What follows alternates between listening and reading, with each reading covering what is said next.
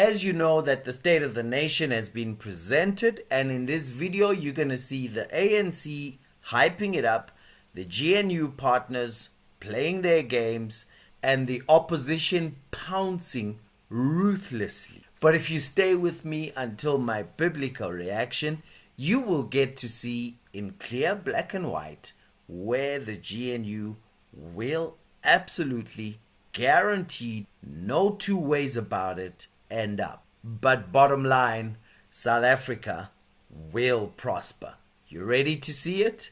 Okay, press like and let's go. Let's start with the only person who's just hyping it up. Chairperson, I wish to congratulate you on the speech that you delivered. I also wish to say that your speech gave the South Africans the hope. It showed them the way, or it paved them the way. I am saying, as I congratulate you, that I want to add any ideas that you've put forth, of which I support. I just want the President to say we need to really focus on the issue of water, so that we put it on the national disaster. This will assist us that we need to work without, breaking any laws of South Africa, and we must come up with a solution that will assist us so that we are able to solve this problem. Secondly, Chairperson, I'm glad, I really support your speech. In your speech, the Department of Agriculture must work hard to make sure that all the animals are being immunized. And I also want to emphasize the fact that those who are poor, who stay in rural areas, they should be the ones. We need to start with them, whereby those who live in rural areas do not get any services. I also want to say that in that program, Chairperson, every time he says Chairperson, he's translating President. Let's go. For mouth and foot diseases, these cattle should not be moved from one place to another, because that on its own makes it difficult to cure mouth and foot diseases. I also wish to applaud you, Chairperson, on your speech. I remember in 2021. So of course he's ANC. He then goes on to give a long history lesson, which is ultra thin on history, but beefed up with slogans and words that mean nothing. We must do this together in our society and show courage and blah, blah, blah. Then, it is a tragedy that of our time that national identity is fraying. The proportion of citizens who identify primarily as South Africans rather than by their ethnic group has declined. We are retreating into ethnic and racial distrust, with many of our people believing that government discriminates against their own specific group. This is a shouting economy where loud exclusionary voices. Okay, so he went blah, blah, blah. The usual ANC stuff that produces nothing. Let's move on. Today, as I rise to respond to the President's State of the Nation address, I do so with a sense of measured optimism, but also renewed determination. The President's speech reflected a country that has begun to turn the corner after years of stagnation, crisis, and lost hope. Under the GNU, we have achieved real, tangible progress. And let me be clear, much of this progress bears the unmistakable imprint of the DA's principled participation, our relentless push for reform, and our unapologetic focus as a government on what actually works for the people of this country. Our economy is growing again. 4 consecutive quarters of positive GDP growth, a feat that seemed unimaginable not so long ago. Inflation is at its lowest level in 20 years. 2 consecutive budgets of surpluses. Stabilization of our national debt. Interest rates are easing. Borrowing costs are declining. The rand has strengthened. And as we heard today, Mr. President, unemployment is the lowest that it has been in 5 years. These are important signals, South Africa is today a better place than it was on the eve of the 2024 election. I'm proud that the DA's presence in government has been a force for good, injecting competence, fiscal discipline, and pro-growth policies into a system that was long weighed down by mismanagement and cadre deployment. But, honourable members, while we celebrate these achievements, we cannot afford complacency. At projected growth rates of around 1.5%, it falls far short of the 3% or more needed to lift millions out of poverty and to create the millions of jobs our people so desperately need. Too many South Africans wake up every day to the harsh reality of joblessness, crumbling municipal infrastructure, and rampant crime in our communities. Communities protesting for water, entrepreneurs battling red tape, families fearing for their safety at night, has not yet matched the macroeconomic headlines. We have turned the corner, yes, but we are nowhere near the destination. And that is why I say unequivocally and clearly today, we must move faster, much faster. We need urgency now. Firstly, by accelerating economic liberalisation and private sector involvement. Operation Vulindlela, Mr. President, has delivered results in energy and ports, and we now need to expand it to rail, water and telecommunications. Unbundle, concession and privatise where necessary to unlock investment and efficiency. Replace restrictive BE policies with genuine broad-based empowerment that includes skills, ownership and opportunity for all, not just a connected few. We must also replace failing empowerment frameworks with ones that genuinely tackle poverty. The DA's Economic Inclusion for All Bill represents a significant step forward, achieving a vision of genuine economic empowerment for all South Africans. Second, we must get local government working, outlawing cadre deployment for all, appointment on merit, holding municipal officials accountable and rooting out corruption. Competence must determine who runs our cities and towns so that our people are served by their local government, not the other way around. Thirdly, doubling down on job creation and youth opportunity. We must, Mr. President, expand the successful models already implemented, but pair them with real structural changes, easing labour market rigidity that deters hiring, and to incentivise businesses to hire more South Africans. Fourthly, tackling crime and insecurity head-on. The deployments announced are welcome, but we need sustained intelligence-led policing, foster courts, and communities empowered to partner with devolved law enforcement closer to the people. And finally, let us recommit to the GNU's founding promise of stability for reform, not reform stalled by politics. Speaker, the announcement by the President that foot-and-mouth disease has been classified as a national disaster is welcomed. Make no mistake, tackling FMD is a massive challenge. South Africa lost its ability to produce vaccines in 2005, and since then we've relied on vaccines only from the Botswana Vaccine Institute. Under the new strategy, we have, for the first time, secured new international suppliers, strengthening our response. In addition, for the first time in over 20 years, the ARC has produced a batch of vaccines for operational purposes. This facility has been capacitated to produce 20,000 vaccines per week initially, up to 200,000 per week in 2027. Millions of doses are being procured, and today I can announce that on Saturday we will be receiving a delivery of 1 million vaccines from Biogenesis Bago. This will be the largest single import of vaccines to date.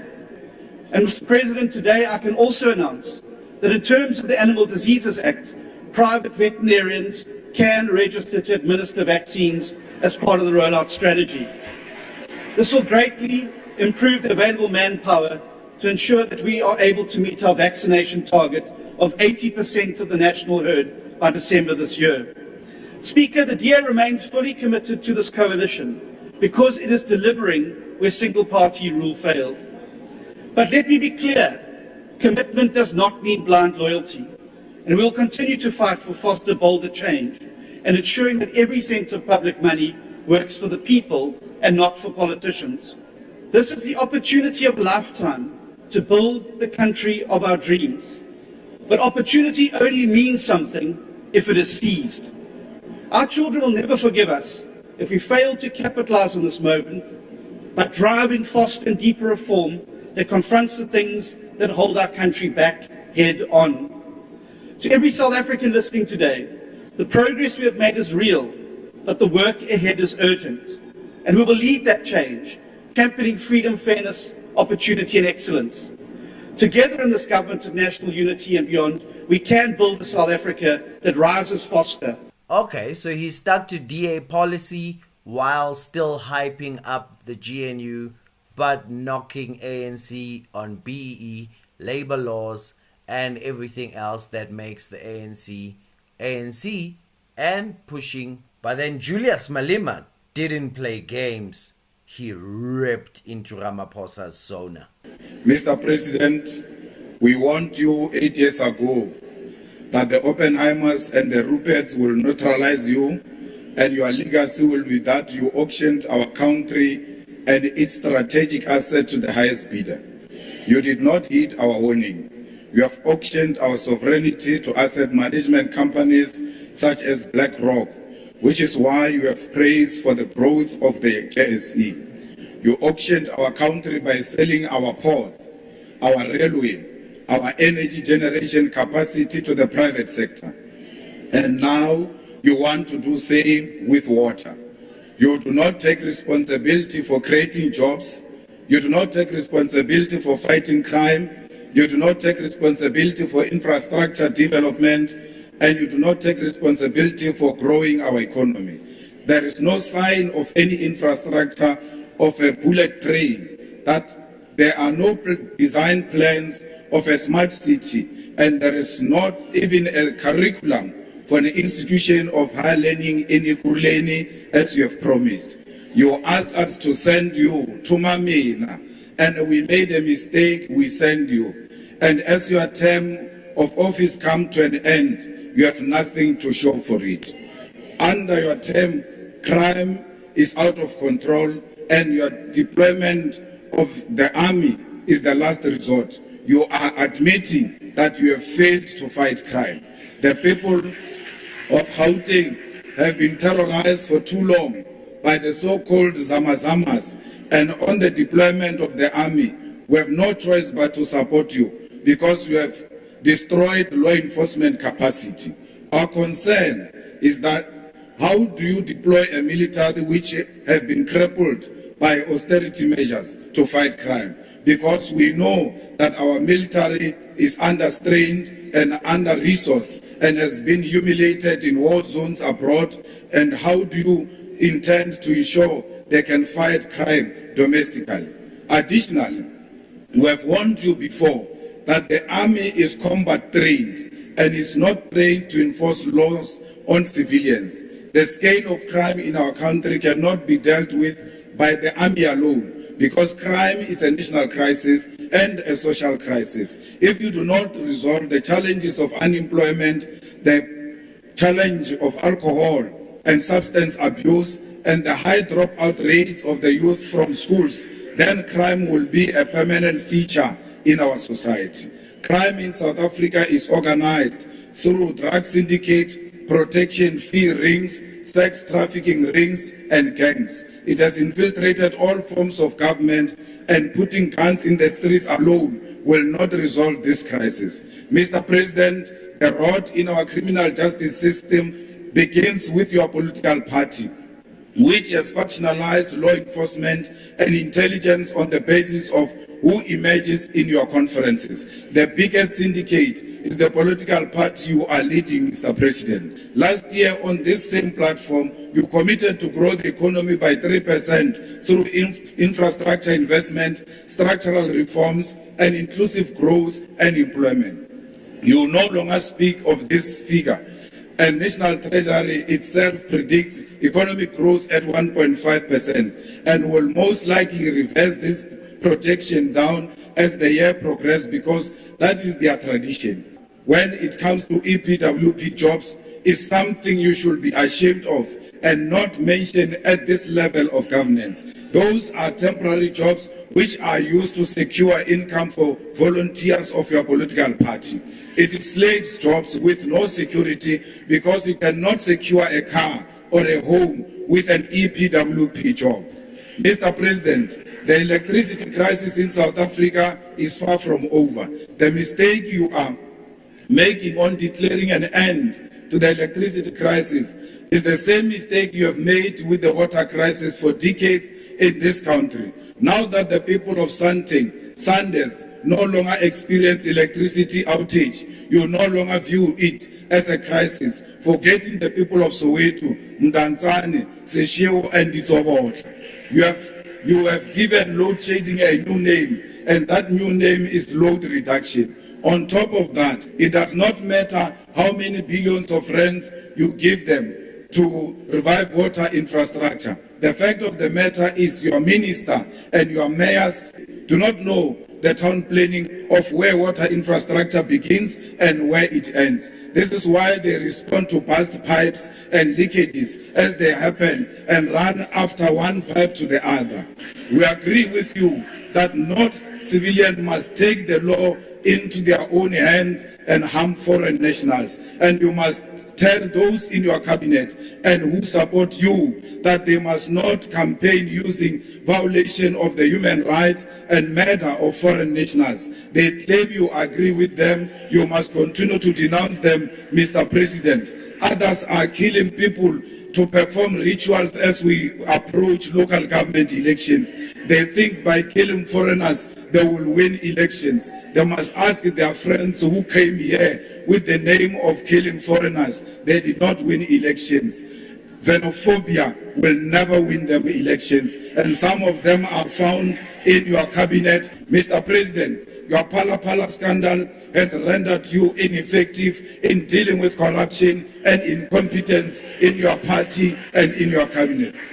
When Dr. Zweli Mkhize was found to be involved in digital vibe scandal, you did not have the courage to remove him. He resigned. Today, Zweli Mkhize is the chairperson of the Portfolio Committee on Cooperative Governance and Traditional Affairs. When Honorable David Matrobo was identified as being a key part of the corruption in the State Security Agency by the Zondo Commission, you did not remove him. Instead, he is the Deputy Minister of Water and Sanitation.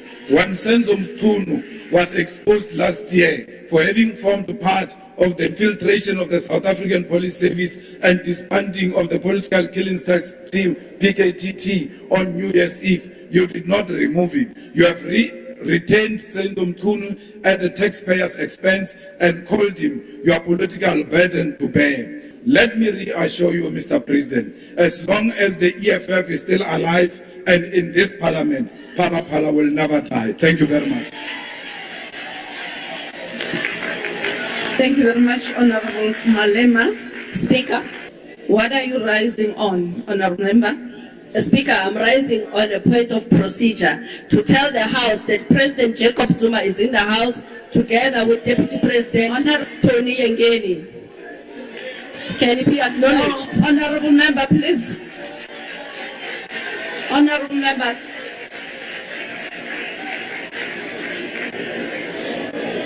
Honorable Member, there's no provision for me to agree with what you are saying. Please, let's proceed with the House sitting of the House. Well, what about GNU partner IFP? Well, the brief is to hype up the SONA, but they need to say stuff about their own parties. So there we go. Before I call upon the next speaker, I would like to take this opportunity and acknowledge the presence of the former President of the Republic of South Africa, Honorable Zuma. He's here with us today. Thank you very much, Honorable Members. You may take your seats. Order, Honorable Members. I speak today as the Minister of COGTA, a minister in the Government of National Unity, to which I and the IFP have pledged our full commitment. I speak also as the leader of the party with the long-standing values and principles that will not be compromised, for they offer South Africa what our country, our economy, and our people need, which is integrity, stability, and hope.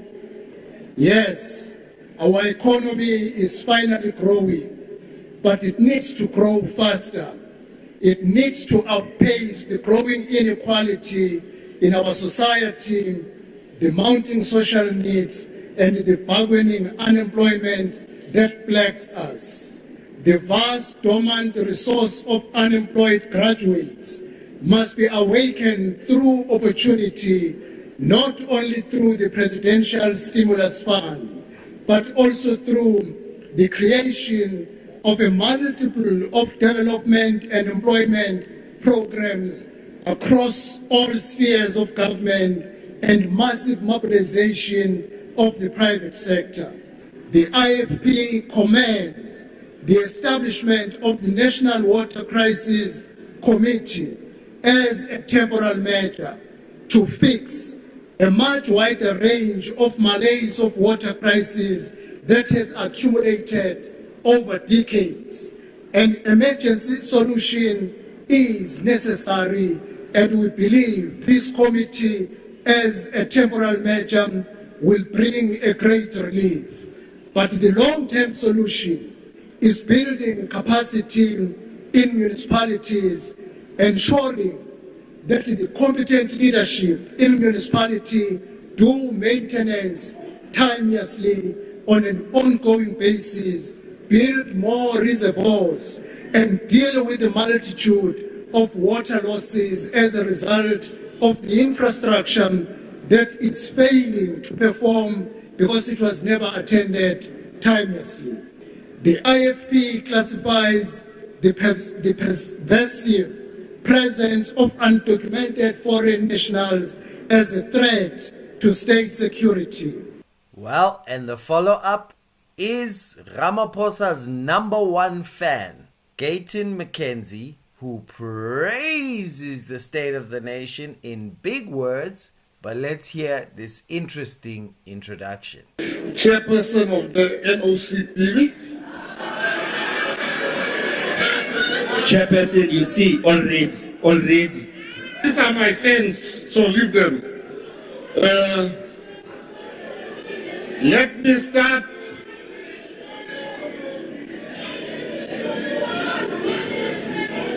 It's NCOP. Let's do it together, Minister Gayton. NCOP.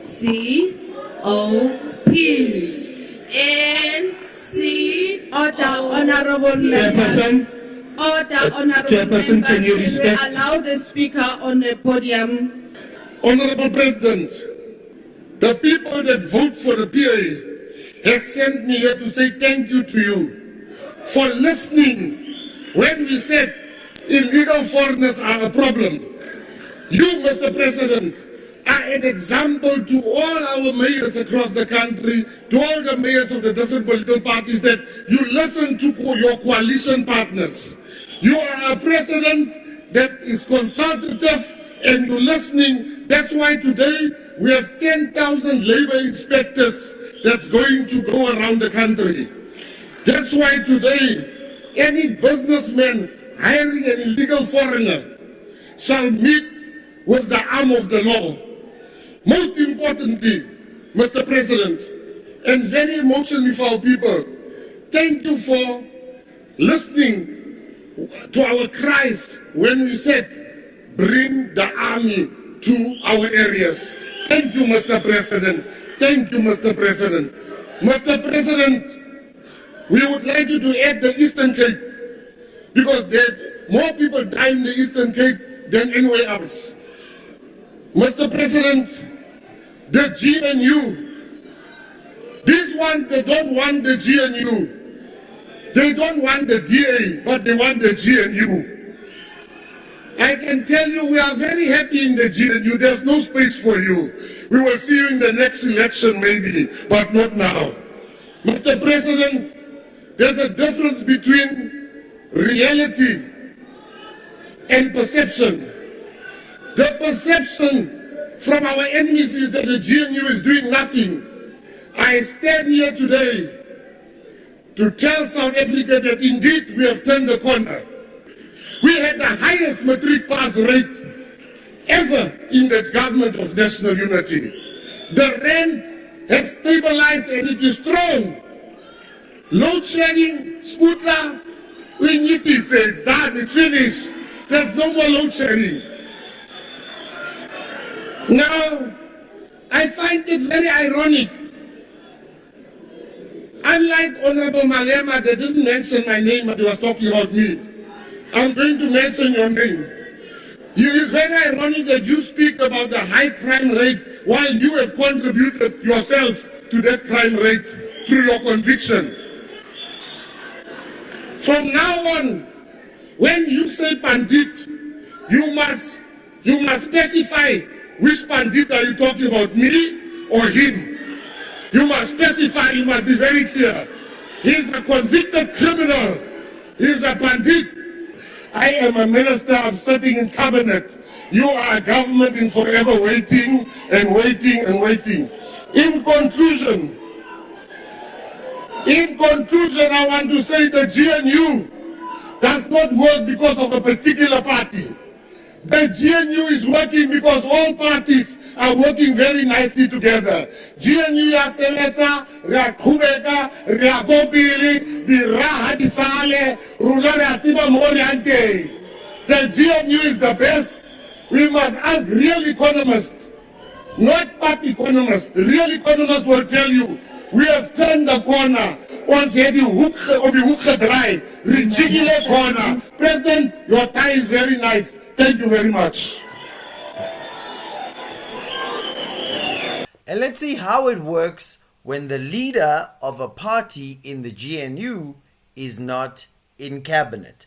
How free are they to criticize a GNU of which they are a member?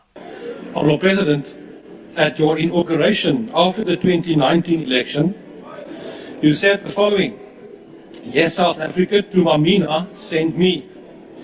I pledge here today that I will serve you. I will work with you side by side to build South Africa that we all want and deserve." I respect you for that, and I know that you are still trying every day.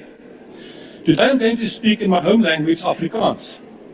But out of respect for you, Mr. President, I've provided you with a translated copy of my speech.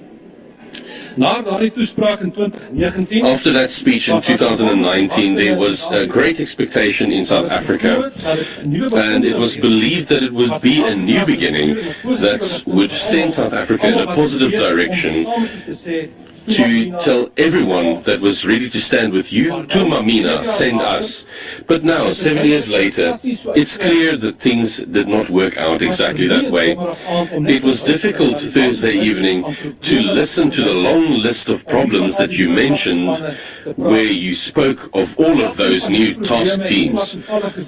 Not all of these problems happened coincidentally. No, it actually happened under the rule of the ANC party over the last 30 years. Irregardless of the task teams, we have reached a point where our country is completely grinding to a halt and stagnating, where it cannot be led ideologically into the policy directions that you've promised. Things like cadre deployment, black economic empowerment and affirmative action, that simply doesn't work. And I can just briefly address three other matters. Firstly, water supply. To have clean water is a basic human right. The crisis is so severe that you, as president, have to take control of it yourself. A water shortage didn't occur overnight. 30 years of maladministration, coupled with no maintenance of infrastructure, lies at the root of the problem. In most parts of the country, there's more than enough water, but the pipes are leaking and the pumps do not work. With cadre deployment officials that do not know how to get the things to work. The estimation calculation of Johannesburg is that 50% of water is lost due to leaking pipes. Secondly, foreign policy. There's no difference in the foreign policy that you have mentioned in this and the previous SONAs. My problem remains that it still remains the ANC's policy and not the policy of the GNU. During your speech, you were stiff-necked and defiant when addressing foreign affairs. You said, we stand on our sovereignty and we will not be bullied. That's all good and fair.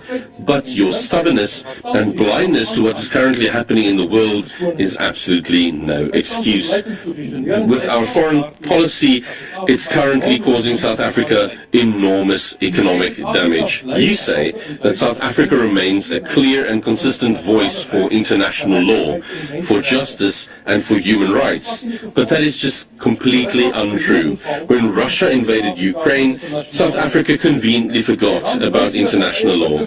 When Iran shot and killed thousands of its own citizens and sentences women like Zara Tabiri and Masha Amini to death, human rights apparently didn't matter. Not a single word of judgment from DERCO or the GNU were uttered.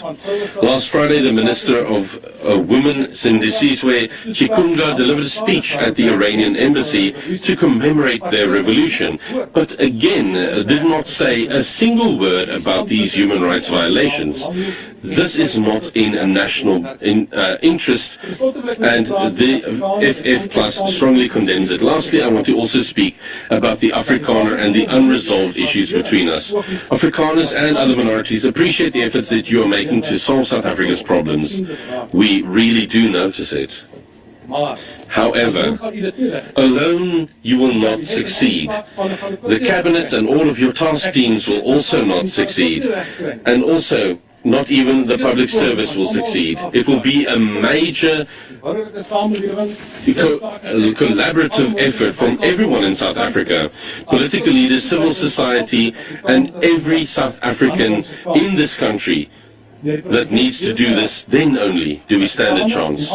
Here is my hand, Mr. President. Today, the Afrikaner and other minorities are extending a helping hand to you. We want to help, but it's not unconditional. We request equal treatment and recognition. It doesn't help if we say we will not be free as long as the people of Palestine and Western Sahara are not free. But with no consequence, as in your own country, an Afrikaner community does not even have the right to determine the language of instruction in their school. We are also not allowed to decide and determine shareholding in our own businesses and companies. That is not freedom. Today I have once again given you a copy of the Accord on Afrikaner Self-Determination. Afrikaner freedom and self-determination are unresolved issues that will not go away. Let us deal with it. In the past, the Freedom Front Plus has honored our agreements. Look at our history, but the ANC has not. That leads to Afrikaner anger and reaction. Two examples. The FF Plus honored our part in the agreement regarding the Northern Cape after the election. The ANC blatantly violated it. This makes us angry and a serious breach of trust. The agreements reached concerning the Bella Act and expropriation without compensation were also violated. That makes Afrikaners draw their hands back. But let us look one another in the eye now and address these issues. We are willing, Mr. President. Thank you. Woo! It makes a difference when the leader of the party is not in cabinet. That was brutal. While Meneer Pieter Groenewald is in the same cabinet. Well, Action SA is not in the GNU. So let's hear. Did you choose to align with autocratic, despotic regimes across the globe, and in so doing you alienate our trade partners from the democratic free world? You are recklessly navigating the new world without a moral compass at our collective peril. Mr. President, you continue to pay lip service to stopping illegal immigration and illicit trade, which goes hand in hand. My colleague, Honourable Alan Beasley, bought cigarettes and alcohol within one block of this precinct at a fraction of the price of the regulated products.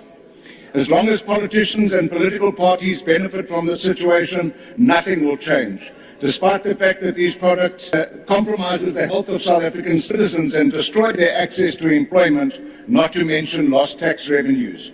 You said that corrupt criminals will face consequences. yet you yourself face no consequences for the illicit possession and foreign currency to the value of $580,000.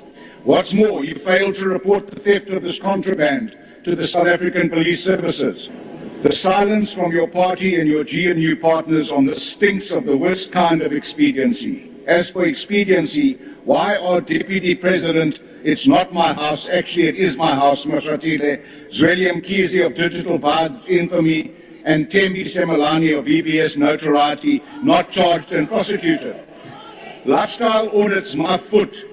Even the MPA officials have refused lifestyle audits, and it's clear as to why they do that if you watch them at Langer Commission and Ad Hoc Committee on our TV screens daily. No, Mr. President, you cannot fictionalize your legacy. It isn't shaped by spin but by facts. You are right about your government and your bloated cabinet of ministers promoted above the Peter Principle, lurching from one crisis to another. And your stopgap intervention in Johannesburg before the G20 summit was like putting a plaster on a septic wound. The pus is oozing out again, and there's no water in the taps, despite the Vaal River system overflowing. This is a reflection of what your government has come to represent. Your MEC for Health says sleeping on a hospital floor is a preference. The Gauteng Premier, Antoinette Lusufi, says he too is inconvenienced by having to shower at hotels. This reflects a callous disdain for lived reality of South Africans. At last, you have intervened in the foot and mouth disease disaster. This 4-year-old outbreak has not been contained due to the systemic neglect and collapse of the ARC and Honest Report biological products that were once world-class facilities. The previous administration spent R500 million to build a World Organization of Animal Health recognized good manufacturing practice vaccine production facility, and we have nothing to show for it. The Minister of Agriculture is sitting on the investigative report, and those responsible for this disgrace are still at the forefront of controlling the disease. Mind-boggling. Farmers and their cattle are literally dying for vaccines. Mongameli Boyisakele. Pretty Nkambule says, I went to work to earn bread for my family. I did not know I was walking into my grave. 10 years later, my children have grown, but I have not come home. Your Minister Mantashe has promised repeatedly in this Parliament by saying, Sizabakupa, Nizabakupanin. Yet, the parents of these deceased and neglected miners are still stuck in despair, and for the past 8 years have camped 1,000 meters from the mine entrance, watching Zamazamas go to work at the mine, where the business rescue practitioner is stuck in a careless time warp of inaction. And ACDP is also not in the GNU. Let's hear Reverend Mishwet. The Star newspaper had as its top story on the front page an article entitled Public and Analysts Warn of Another SONA of Lies. It was subtitled, Critics noted that the President has a history of announcing initiatives that remain unimplemented. The article went on to say that the President's ambitious plans include economic growth, job creation, crime reduction, and service delivery. Mr. President, in short, they are saying implement your ambitious plans. While the ACDP and most South Africans are relieved that load shedding seems to have come to an end, we are nevertheless concerned that we now have water shedding. Pre-1994, many of us looked forward to the fail of apartheid, but did not foresee a new form of suffering that will be caused by poor service delivery and the destruction of our critical infrastructure. We thought that the ANC would be wise enough to retain and hire skilled engineers to maintain our water infrastructure that provided our major cities with clean water while expanding to other areas. We never imagined that people in cities such as Johannesburg, Sandton, Bedfordview, and Germiston would be drinking water that is dirty because of poorly maintained infrastructure. Speaker, in the 1980s, we had municipalities whose quality of tap water was rated above that of bottled water. Today, sadly, some of those municipalities no longer provide such quality of water. Among The Chapter 9 state institution is a commission for the promotion and protection of the rights of cultural, religious, and linguistic communities.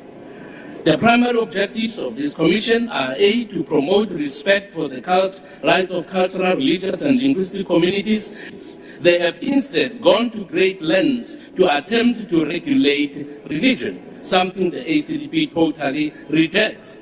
In one of the interviews given by the CRL chairperson, she said, this thing called Christianity must be regulated. Well, she still has to answer why she said this thing. She also was recorded in another instance saying that anyone who says that God spoke to them must be taken to a psychiatric ward. This again was very, very insulting because some of us, the Lord spoke to us, that's why we're here, but we do not qualify to go to any psychiatric ward. She must be reminded as they are making attempts to get rid of the charismatics that Jesus said he will build his church and the gates of hell shall not prevail against them. The ACDP calls for her divisive utterances that undermine constitutional values and her fitness to serve as CRL Commission chairperson to be investigated. Whoa! Okay, and let's hear from UDM Bossa Rise Mzansi. Let me assure you, Honorable Mandase, that these thieves, their time is over for these thieves. Law enforcement agencies. You must allow the law enforcement agencies to do their work. Those who are doing protection fee, they even close down clinics in high. Their time is over. We're going to deal with them decisively. The honeymoon is over. Corruption and maladministration have not merely touched the state, they have engulfed it, reaching even into our law enforcement agencies. The rot did not spare the Department of Defense either. That is why we acknowledge the President's decision to sign the proclamation authorizing the SIU to investigate these matters and more. The SIU, the military police, and Hawks assured us that we have recovered over 1.6 billion linked to corruption and mismanagement within the Department of Defense. Honorable President, when you spoke last year before you proclaimed the Madlanga Commission, I said two things. The first was that it was the right decision to ventilate such matters in public and under oath, especially with a highly capable team led by Justice Madlanga. Nearly every day, South Africans get to know who is undermining our public institutions and the rule of law and making all of us less safe. In that way, they can put pressure on you and all of us to make sure that these people are held accountable. South Africans are not only angry, but afraid to report crime because they do not trust those who have taken an oath to protect them. They want to see people in court and then in orange overalls as quickly as possible. They want to see wrongdoers fired. I urge you to be unrelenting in pushing the relevant ministers and the National Police Commissioner to complete this task as soon as possible and keep Parliament appraised. What we have heard being revealed at the Commission amounts to treason, and we must be harsh and unforgiving in dealing with it. These people have to learn that at the end of a treasonous journey lies great punishment. For the South African people have waited too long for a safe country to be undermined by greedy people who have no care for society.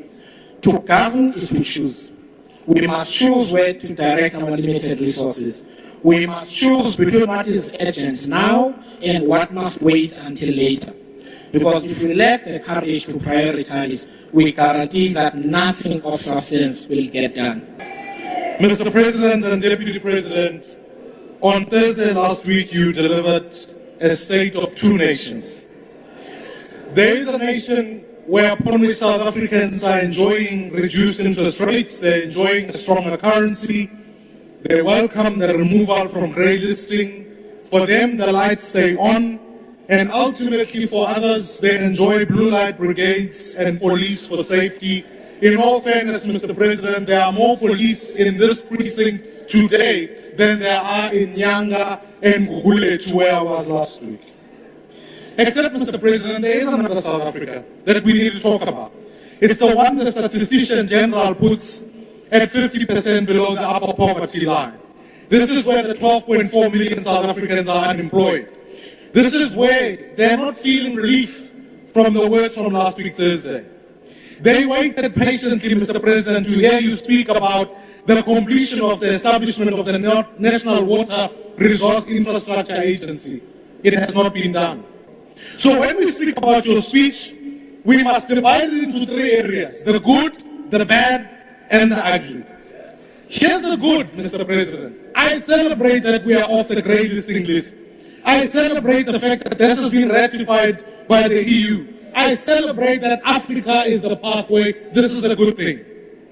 On the bad, Mr. President, you spoke about many promises of things to come. Yet in truth, none of them were costed. Here are some costs that you need to count.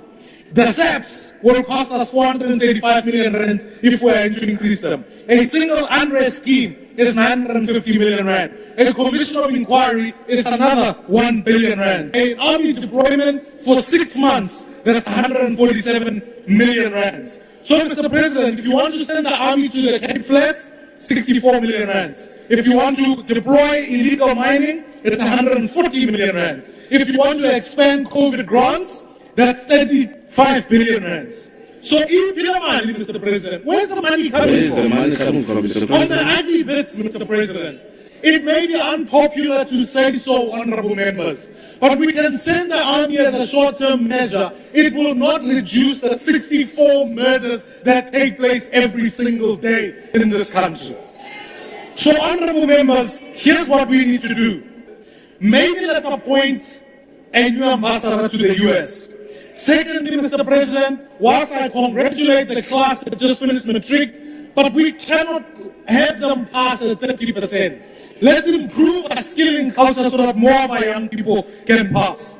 If we're serious, Mr. President, let's cut the security that goes to deputy ministers and put them to the Minister of Police so that we have more police in the townships. Mr. President, please promise the people of this country that you will not tax them more to fund your promises. If you commit to those things, I will be the first one to support your plan and ensure that corrupt politicians end up in jail and we build one South Africa that works for all. Thank you very much. And as a bonus, let's hear if Zungula is gonna go hard on Palapal. Fellow South Africans, we must rescue the country from the failures of this GNU. This coming election, we must vote them out.